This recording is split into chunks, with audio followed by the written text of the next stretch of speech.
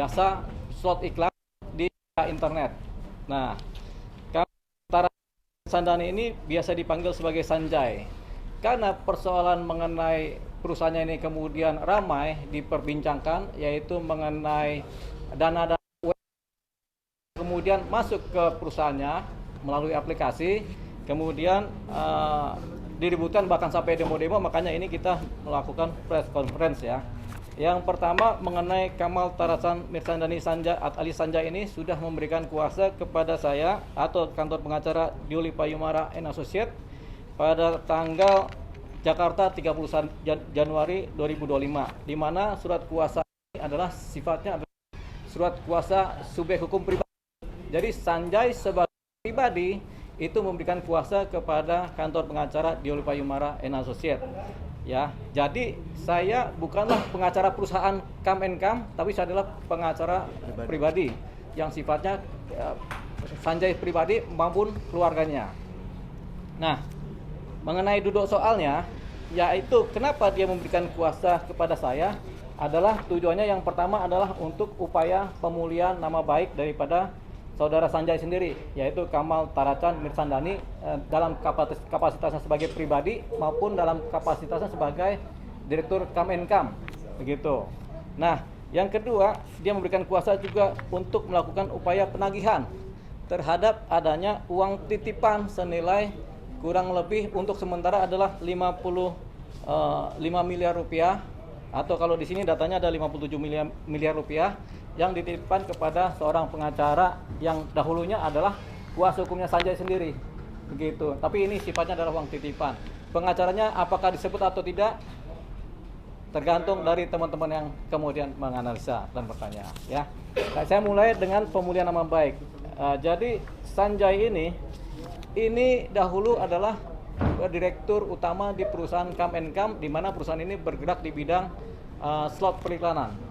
Jadi perusahaan jasa iklan. Jadi pun boleh mengiklankan di aplikasinya dan kemudian boleh melakukan transaksi dengan siapapun juga di dalam aplikasinya. Jadi seperti ShopeePay gitu ya, atau Tokopedia boleh melakukan transaksi di dalam. Nah, kemudian setiap yang mengiklan ini kemudian kan memberikan sejumlah uang jasa namanya, uang jasa kepada perusahaannya Sanjay ini. Nah, kemudian bonus ada beriklan pada satu titik mereka akan mendapat hadiah secara sukarela, yaitu motor, bukanlah suatu uang hasil dari penggalangan atau dari keuntungan yang didapat dari slot iklan, tapi bonus atau bonus hadiah sukarela gitu. Itu tanpa diundi tapi memang random, nanti siapa yang dapat kan begitu ya. Itu ini kan perusahaan berjalan dari tahun 2018 2019. Berjalannya waktu kemudian Sanjay alias si Kamal Taracan ini kemudian ditahan di Polda Jawa Timur dengan alasan karena dia diduga melakukan praktek perdagangan barang yang sifatnya adalah melanggar hukum. Nah, dia ditahan di Polda Jawa Timur, tapi kemudian setelah persidangan di PN Surabaya, Sanjay kemudian dibebaskan demi hukum, bebas bersih. Kenapa? Karena dianggap oleh pengadilan bahwasanya Sanjay tidak melakukan pelanggaran hukum sebagaimana yang dimaksud. Jadi Sanjay ini adalah bebas murni. Karena Sanjay ini bebas murni, akhirnya jaksa kemudian melakukan kasasi. Kalau bebas murni biasanya langsung kasasi. Jaksa melakukan kasasi ke Mahkamah Agung. Oleh Mahkamah Agung kemudian si Sanjay ini diputus juga, bebas murni juga. Jadi kasasi jaksa ditolak dan Sanjay dinyatakan bebas murni. Nah, itu singkatnya mengenai Sanjay yang kemudian dibebaskan dari tuduhan-tuduhan yang sifatnya melanggar hukum. Nah, di sini ada mengenai putusan Mahkamah Agung yang menyatakan Sanjay bebas murni demi hukum, karena memang apa yang diduga pidana, apa yang diduga melanggar hukum ternyata tidak terbukti di dalam persidangan, baik di sidang pengadilan negeri maupun di sidang Mahkamah Agung. Saya bacakan beberapa poin penting mengenai putusan dari Mahkamah Agung. Fiksinya adalah negeri menyatakan terdakwa Kamal tidak terbukti secara sah dan meyakinkan bersalah melakukan tindak pidana sebagaimana dimaksud dalam dakwaan ke-1 primer, dakwaan ke-1 subsidiar maupun dakwaan kedua penuntut umum. Jadi semua dakwaan dianggap tidak terbukti. Yang kedua, membebaskan terdakwa Kamal Taracan Mirchandani alias Sanjay dan seluruh dakwaan penuntut umum tersebut. Yang ketiga, yang paling penting adalah memulihkan hak terdakwa Kamal Taracan Mirchandani alias Sanjay dalam kedudukan, kemampuan dan harkat serta martabatnya semula. Jadi Sanjay ini dianggap bersih sehingga tidak ada dosa-dosa pidana, ya.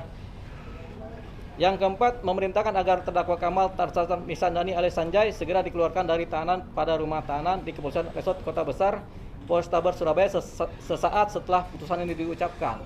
Jadi ketika putusan pengadilan negeri di Surabaya diucapkan, Sanjay kemudian diputuskan kemudian harus dilepaskan, dibebaskan. Nah, ini putusan, petikan putusannya adalah di pengadilan negeri putusan nomor 836 garing Pitsus garing 2020 garing PN Surabaya. Dikuatkan dengan putusan dari Mahkamah Agung, yaitu putusan nomor 433 garing Pitsus garing 2021 Mahkamah Agung, di mana juga meminta supaya saudara Sanjay dilepaskan atau dibebaskan dari hukuman karena dia memang tidak bersalah. Jadi Sanjay ini clear and clean sekarang ini adalah orang bebas yang tidak bersalah karena ancaman-ancaman hukuman dan tuntutan itu dianggap tidak benar sehingga dia bebas demi hukum, ya. Jadi itu dia tentang Sanjay. Nah, kemudian pada hari ini saya akan sampaikan juga mengenai pemulihan nama baik Sanjay karena dia tidak bersalah di pengadilan negeri maupun pengadilan Mahkamah Agung. Akhirnya saya sampaikan bahwasanya Sanjay ini pulih harkat dan martabatnya sesuai dengan putusan, pulih juga nama baiknya sesuai dengan putusan. Jadi Sanjay ini dianggap sebagai orang yang baik-baik saja, gitu. Artinya nama baiknya tidak tercemar oleh persoalan pidana. Itu dia. Satu, ya. Berikutnya yang kedua mengenai persoalan gugatan-gugatan UMKM terhadap perusahaan PT Kemenkam. Ketika Sanjay ditahan, tentunya para UMKM ini kan panik. Akhirnya mereka melakukan gugatan-gugatan PKPU. Gugatan PKPU ini merupakan gugatan penundaan hutang. Ya, di PKPU ini di Pengadilan Niaga ada gugatan-gugatan mengenai PKPU. Di sini kita ambil contoh dari ini ya, gugatan PKPU dari beberapa anggota UMKM. Ada sekitar 10 gugatan dari beberapa anggota UMKM yang menyatakan bahwasanya adanya PKPU terhadap perusahaan Kemenkam. Bahwasanya ternyata semua hakim yang memutuskan perkara PKPU ini, ada 10 gugatan ini, menyatakan ini PKPU karena Sanjay atau PT Kemenkam ini tidak berhutang kepada siapapun juga atau kepada pihak mereka, karena Sanjay ini sebenarnya yang didagangkan adalah jasa. Jadi tidak ada hutang yang diterima oleh si PT Kemenkam dari mereka, sehingga ketika mereka gugat yang berupa PKPU, akhirnya gugatan mereka keseluruhannya ditolak, ya. Jadi gugatan PKPU ini ditolak, ya.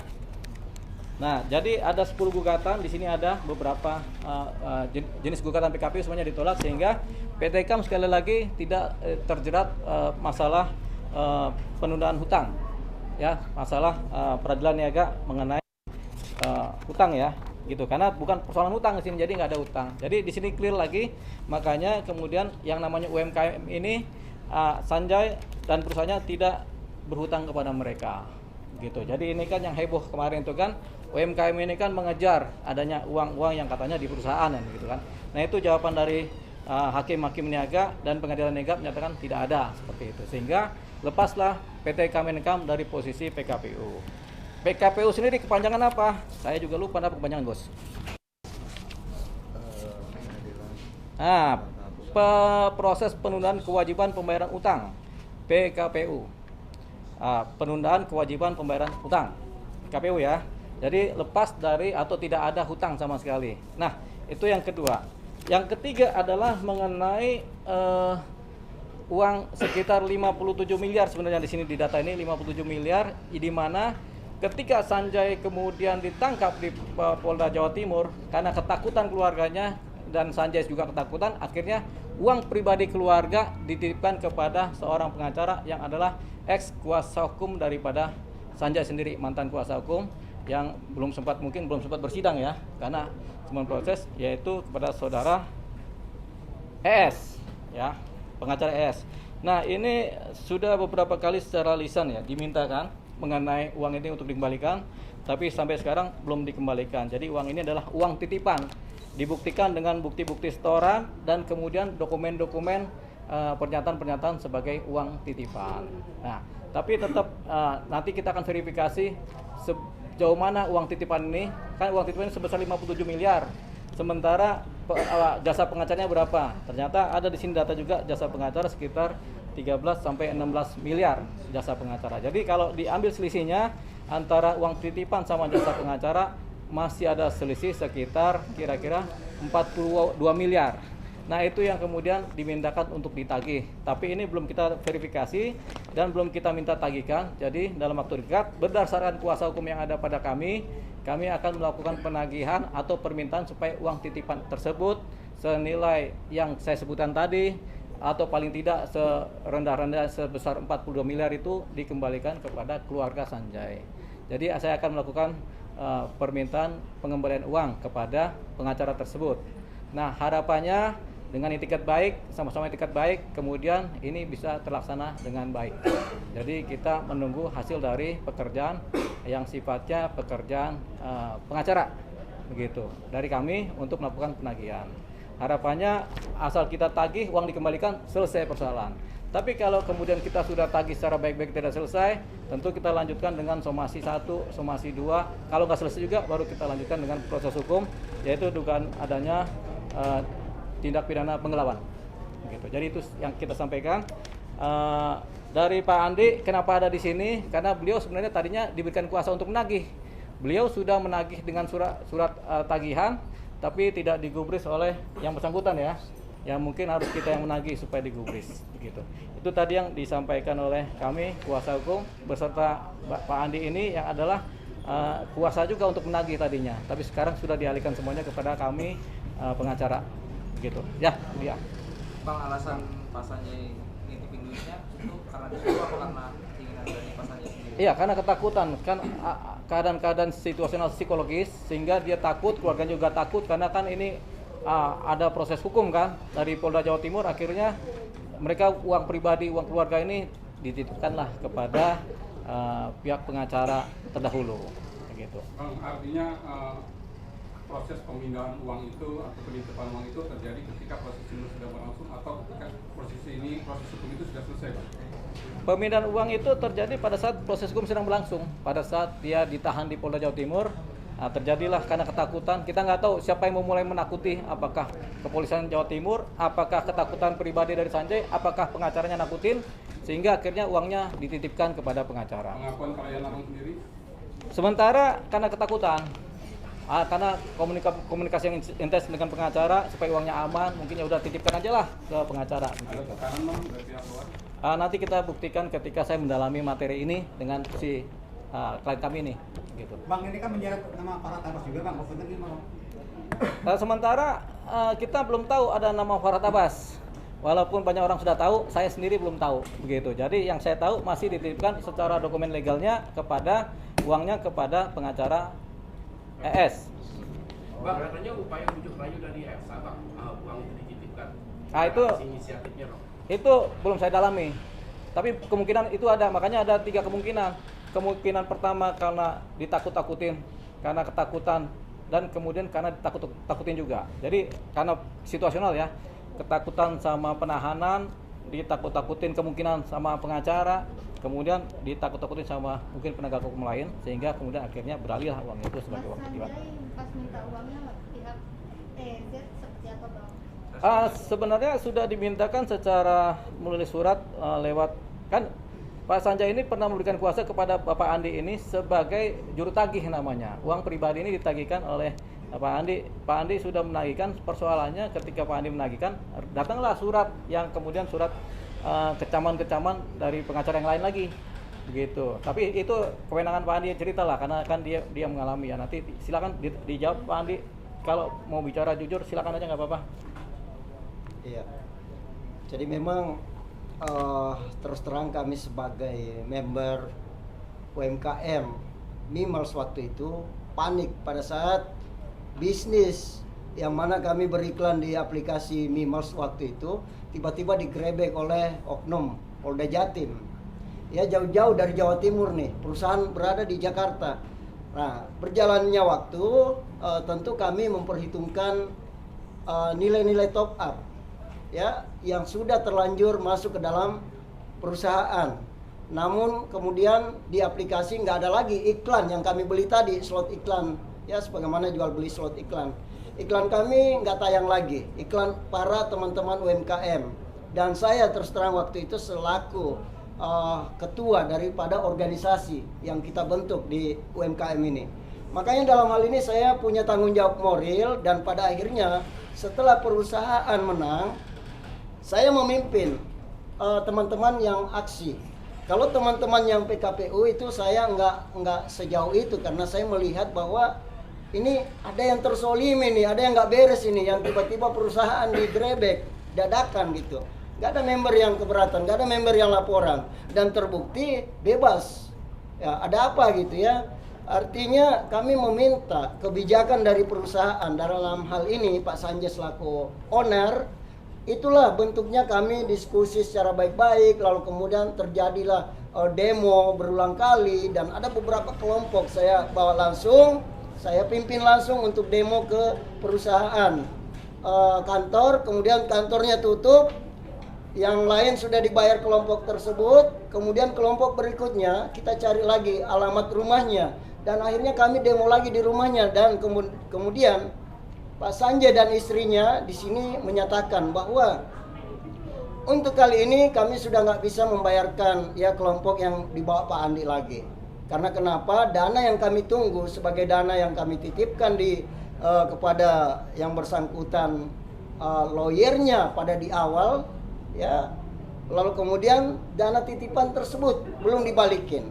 Waktu itu saya dan teman-teman merasa nggak percaya, kan? Akhirnya beliau menunjukkan beberapa bukti, dan pada akhirnya karena tetap kami tagih ke mereka, ke Pak Sanjay dan keluarganya, akhirnya dia memberikan bahwa kalau mau konfirmasi aja ke Bu Elsa. Ya, awalnya itu kami dikasih surat kuasa berdasarkan member Mimals, bukan berdasarkan pribadi.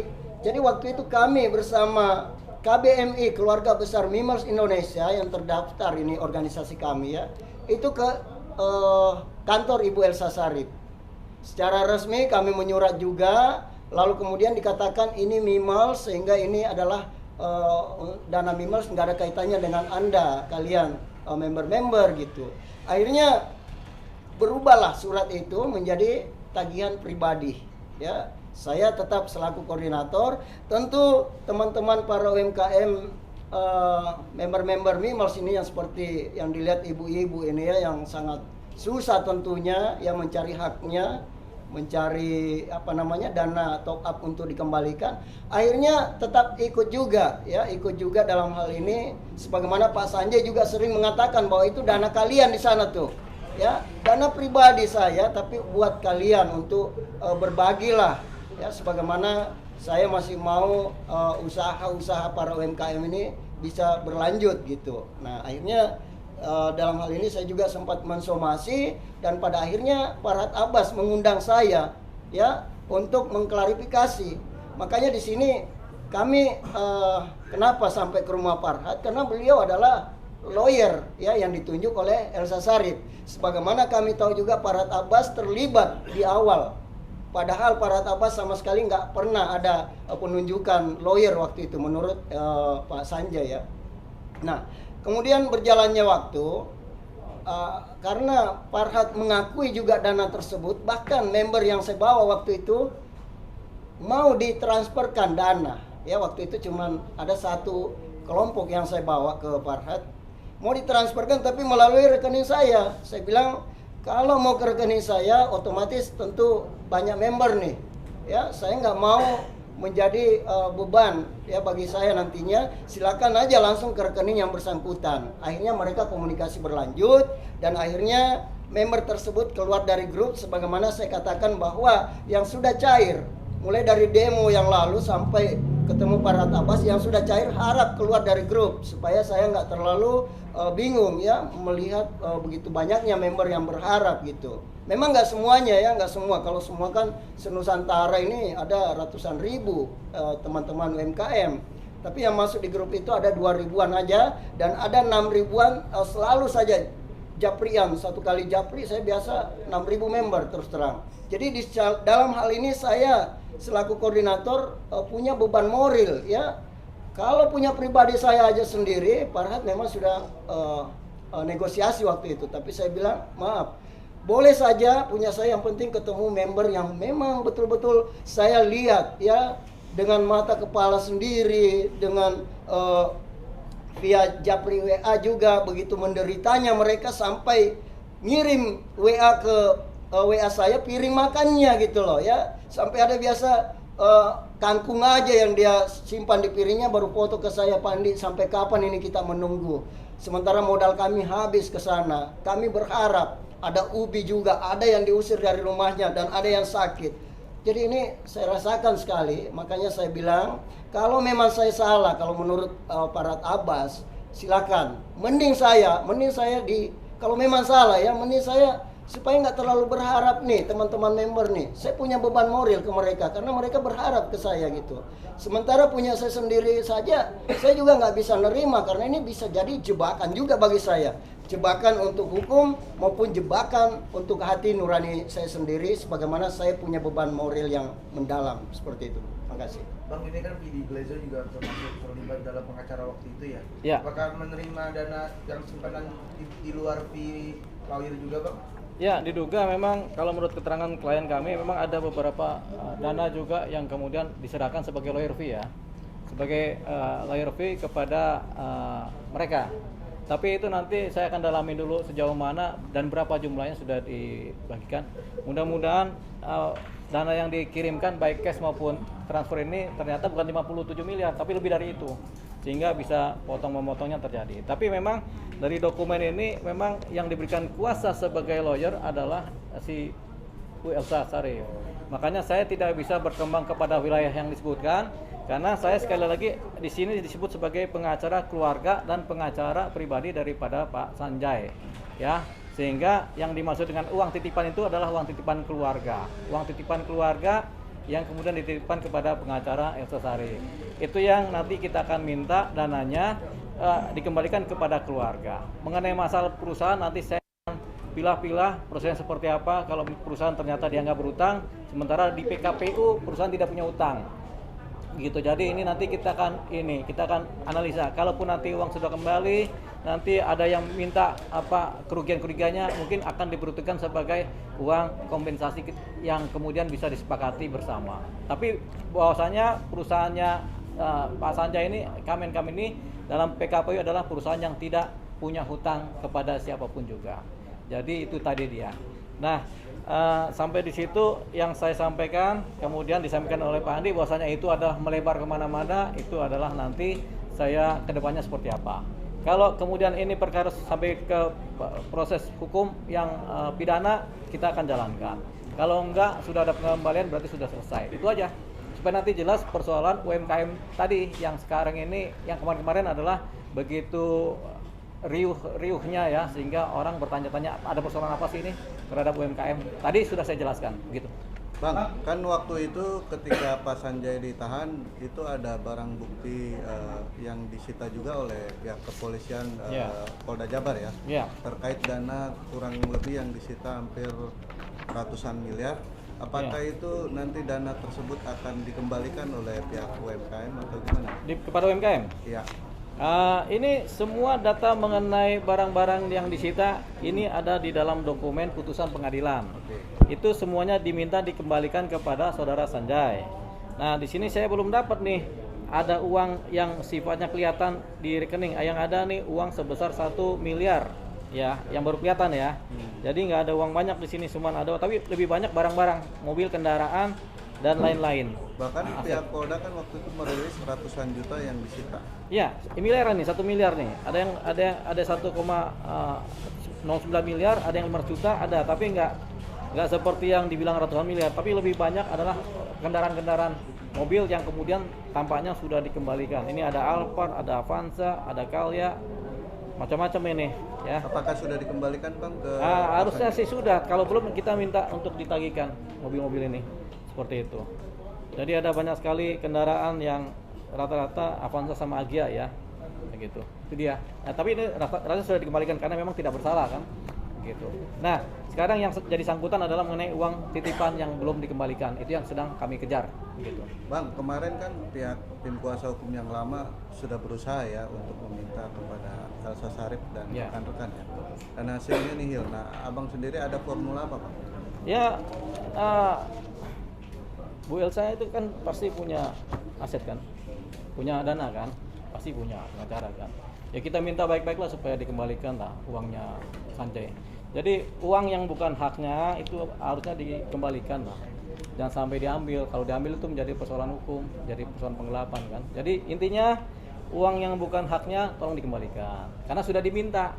Memang waktu diserahkan dititipkan, tapi sekarang mau diminta tolong dikembalikan. Itu tadi. Makanya nanti saya akan bikin surat permohonan permintaan pengembalian uang titipan, judul suratnya. Permintaan pengembalian uang titipan milik keluarga Sanjay, meminta dan memohon kepada pengacara yang bersangkutan supaya mengembalikan uangnya. Paling enggak dalam 1 minggu setelah suratnya kami sampaikan. Kalau enggak, kami masih berbaik hati, mungkin beliau masih mikir-mikir. Nah, kita tunggu lagi 1 minggu. Kalau enggak juga, berarti kita harus melakukan langkah hukum, yaitu proses hukum melalui teguran hukum. Teguran hukum pertama kita minta lagi uangnya dikembalikan 1 minggu. Kalau enggak juga kita minta lagi teguran hukum kedua, uangnya dikembalikan. Kalau sampai 3 surat yang kita kirimkan dari kami pengacara atau kuasa hukum Sanjay ini kemudian tidak digubris juga, berarti kami beranggapan ada satu potensi dugaan pelanggaran hukum atau dugaan tindak pidana yang dilanggar, yaitu dugaan penggelapan uang tersebut. Makanya setelah itu baru kami bikin laporan ke kepolisian. Gitu. Itu langkahnya. Bang, ada niatan untuk ketemu juga nggak Bang dalam waktu dekat sama S? Sama pengacara tersebut? Ya tentunya berdasarkan surat. Karena kalau dunia hukum ini kan pegangannya adalah surat menyurat. Kita kirimkan surat, jawabannya apa gitu. Kalau memang harus ketemu, kita ketemu. Kalau kita perlu musyawarah, boleh. Musyawarah terang-terangan boleh, musyawarah diam-diam boleh. Kalau musyawarah terang-terangan diketahui oleh publik. Kalau musyawarah diam-diam hanya kami berdua yang tahu begitu. Mungkin nggak ada lagi tuh ceritanya setelah itu kan begitu kan, karena udah selesai kan. Tapi nanti saya bisikan kepada teman-teman media, ini udah selesai nih, oke kan gitu. Bang, ada surat menyurat, ini kan bicara surat menyurat. Ya. Ada surat menyurat antara istri dari Pak Sanjay kepada Bu Elsa itu menyerahkan titipannya seperti ada dokumen itu, yaitu pernyataan bahwasanya ini uang kami titipkan, tanda tangan dari para keluarga dan tanda tangan Bu Elsa sendiri. Makanya kita sebut sebagai uang titipan karena ada pernyataan dokumen itu, ada di saya. Bang, 53 miliar itu ke Bu Elsa apa Vidi juga, Bang? Vidi Sharif juga atau gimana? Yang satunya ini kan cuma bagian dari kelompoknya Bu Elsa ya, artinya timnya ya, tim bekerja lah ya. Jadi kita tidak terlalu ini karena memang tanda tangan dari titipan ini kan memang yang tanda tangan Bu Elsa. Jadi dianggap dan ini bukti-bukti transfer juga ada lengkap di sini. Boleh dikasih lihat? Jadi bukti transfer ya. Ini kan ada pernyataan legal, tapi ini kan pernyataan legal yang memang harus dijaga. Tapi kalau ini bukti setoran, saya sudah minta izin kepada ini untuk ditampilkan bukti setorannya karena sebelumnya sudah ada mana dokumennya? Pelan-pelan ya, ini karena banyak ini.